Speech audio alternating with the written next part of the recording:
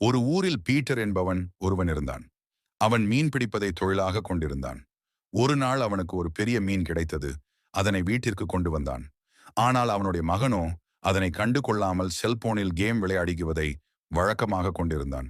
அது மட்டும் இல்லாமல் இரவு நேரங்களில் செல்போனில் கேம் விளையாடுவது. மற்ற சிறுவர்கள் மைதானத்தில் விளையாடும் பொழுது கூட இவன் செல்போனில் மட்டுமே விளையாடுவான். மற்ற சிறுவர்கள் படிக்கும் போது கூட இவன் சரியாக படிக்காமல் இருந்தான். ஒரு நாள் செல்போன் பார்த்து கொண்டே சாப்பிடும் பொழுது அதில் மீன் இருப்பதை பார்க்காமல் சாப்பிட்டு விட்டான். அந்த மீனின் முள்ளானது அவனது தொண்டையில் மாட்டிக்கொண்டது. அதனை எடுக்க முடியாமல் மிகவும் வலியுடன் அழுது கொண்டிருந்தான். பிறகு அவனுடைய அம்மாவோ வெறும் சாதத்தை உருண்டை பிடித்து ஊட்டிவிட்டார். அதன் பிறகு அவன் செல்போனில் விளையாடுவதை விட்டுவிட்டு தானாக சாப்பிட பழகிக் கொண்டான். செல்போனில் விளையாடுவதை விட்டு நேரில் விளையாடினான். சில நாட்களில் நன்றாக படிக்க ஆரம்பித்தான்.